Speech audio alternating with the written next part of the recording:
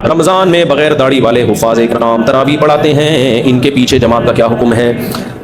دیکھو، داڑھی رکھنا فرض ہے، رسول اللہ صلی اللہ علیہ وسلم کا آرڈر ہے، اعفوا اللحى وقصوا الشوارب، داڑیاں بڑھاؤ، خالف اليہود والنصارى، یہود و نصارہ کی مخالفت کرو۔ تمام پیغمبروں نے داڑیاں رکھی ہیں، بڑھائی ہیں، صرف رکھنا خشخشی داڑھی جسے کہتے ہیں وہ کافی نہیں ہے۔ تورات میں اللہ تعالیٰ کا حکم آج بھی موجود ہے کہ اللہ تعالیٰ نے موسیٰ علیہ السلام کو کوہ طور پہ بلا کے حکم دیا کہ اپنی قوم سے کہہ دو کہ داڑھی مت کٹانا۔ یہی وجہ ہے کہ آج یہودی بھی لمبی لمبی داڑیاں رکھتے ہیں۔ ہمارے نام نہاد مذہبی اسکالرز جو آج لبرل قسم کے اسکالرز آ رہے ہیں، ان کو یہودیوں سے عبرت حاصل کر لینی چاہیے کہ ہزاروں سال پرانا مذہب ہے، یہودی نے اب بھی اپنی داڑھی نہیں چھوڑی۔ ان کے مذہبی اسکالر کہتے ہیں بڑھانی پڑے گی آپ کو، اب تک تحریف نہیں کی۔ اور ہمارے آج کے اسکالرز کیا کہہ رہے ہیں؟ کہہ رہے ہیں ایکچولی وہ تو اس دور کا کلچر تھا تو نبی نے حکم دے دیا، ایکچولی یہ کوئی اسلام کا اس سے تعلق نہیں ہے۔ ایسا بالکل بھی نہیں ہے۔ اللہ تعالیٰ نے مرد اور عورت میں فرق کے لیے بہت ساری چیزیں رکھی ہیں، ان میں بہت بڑا فرق جو ایک ظاہری گیٹ اپ کا ہے وہ کس کا ہے؟ داڑھی کا ہے۔ اس لیے آپ خدا کے حکم کو چینج کرنے کی کوشش نہ کریں، زمانہ تبدیل ہوگا، اسلام تبدیل نہیں ہو سکتا۔ تو یہ اللہ کا حکم ہے، اور یہ ایسا گناہ ہے جو 24 گھنٹے آپ کے ساتھ لگا ہوا ہے۔ اگر آپ کاٹتے ہو، اگر آپ سے نہیں رکھی جا رہی، توبہ استغفار کر کے اللہ سے توفیق مانگو۔ آج بعض مذہبی اسکالرز کے ساتھ مسئلہ یہ ہے کہ ان کو فیمس ہونے کا شوق بھی ہے، لیکن شریعت کے احکام کو فالو نہیں کرتے، نتیجتاً شریعت کا حکم ہی چینج کر دیتے ہیں۔ تو ایسا نہیں ہے، تمام پیغمبروں کی داڑیاں تھیں، تمام صحابہ کی داڑیاں تھیں، علماء، صلحاء، محدثین، فقہاء، کوئی ایک بھی نہیں دکھا سکتے ماضی میں جو داڑھی چھوٹی کرتے ہو۔ اس لیے داڑھی بڑھانے کا حکم ہے، کم سے کم اس کی مقدار 1 مشت ہے، کم سے کم چاروں طرف سے 1 مٹھی۔ اور خط بھی ایسے ایسے بنا رہے ہیں عجیب عجیب قسم کے، جیسے کپ رکھ کے نہ کاٹ دیا۔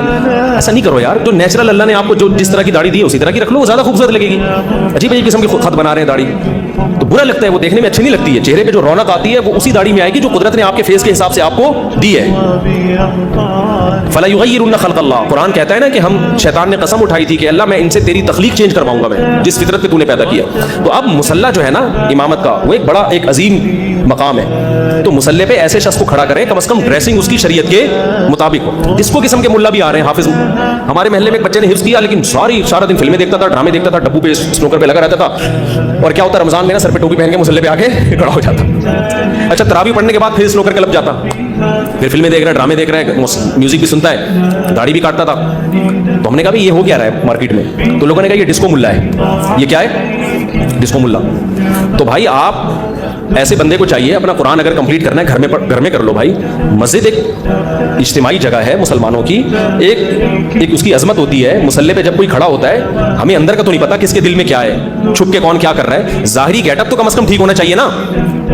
سمجھ میں آ رہی ہے بات کہ نہیں آ رہی؟ ظاہری گیٹ اپ تو ایسا نہ ہو کہ یہاں سے جا کے سنوکر کلب میں، وہاں جا کے فلم دیکھ رہے ہیں، وہاں جا کے یہ کر رہے ہیں، ساری دنیا کہہ رہی ہے بھائی یہ بندہ ہے کیا ہے یہ۔ تو ظاہری گیٹ اپ کم از کم حافظ قرآن کا جو مسجد میں تراویح پڑھا رہا ہے اس کا شریعت کے کسی کبیرہ علانیہ گناہ میں مبتلا نہ ہو، کبیرہ گناہ اور کھلے عام اس میں مبتلا نہ ہو۔ اگر ہے تو آپ کو چاہیے کہ آپ اس کو ہٹا دیں وہاں سے، اگر ہٹانے کی قدرت ہے۔ نہیں ہے تو پھر کوئی ایسی جگہ نماز پڑھیں جو امام کوئی ڈھنگ کا ہی آدمی ہو، کیونکہ امام کا تقویٰ اور اس کی للہیت کا اثر پڑتا ہے مقتدیوں کے اوپر۔ امام نیک پرہیزگار ہوگا، اس کے پیچھے نماز کی الگ برکتیں ہوں گی۔